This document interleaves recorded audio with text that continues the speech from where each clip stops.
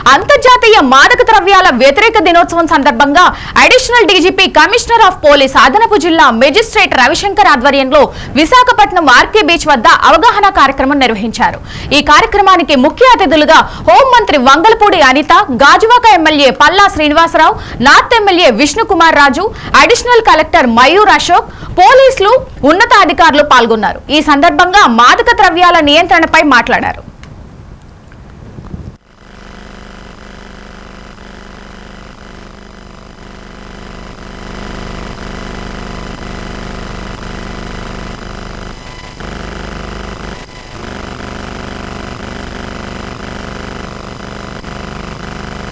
ఈ రోజు స్పెషల్ గా ఎర్లీ మార్నింగ్ అందరూ కూడా ఒకేసారి డ్యూటీకి వచ్చిన ఇక్కడ ఉన్న పోలీస్ అఫీషియల్స్ కి, హోమ్ గార్డ్స్ కి, కానిస్టేబుల్స్ కి, ఎవ్రీవన్, ట్రాఫిక్ పోలీసులకి, మహిళా పోలీసులకి, ప్రతి ఒక్కరికి కూడా పేరు పేరున నేను ధన్యవాదాలు తెలియజేసుకుంటున్నాను।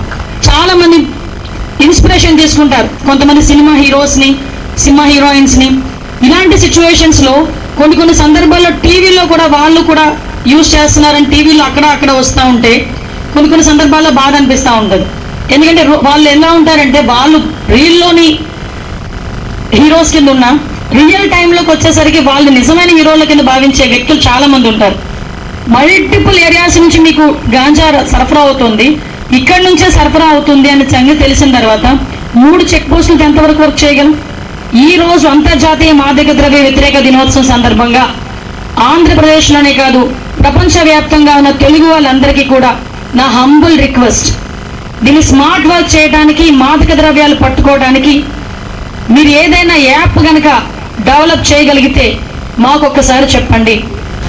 దీంట్లో పోలీస్ డిపార్ట్మెంట్ మాత్రమే కాదు, all other departments, parents, teachers, department of education, health department, transport department, all these departments have to come under one umbrella and put in a very coordinated effort. అది చేస్తేనే మనం దీన్ని కంట్రోల్లో తీసుకురాగలుగుతాం, ఆర్ ఈవెన్ ఫుల్ స్టాప్ పెట్టగలుగుతాం। తెలిసి తెలియకుండా యువకులు కొంతమంది కడుపు కోసం అని చెప్పుకుంటారు।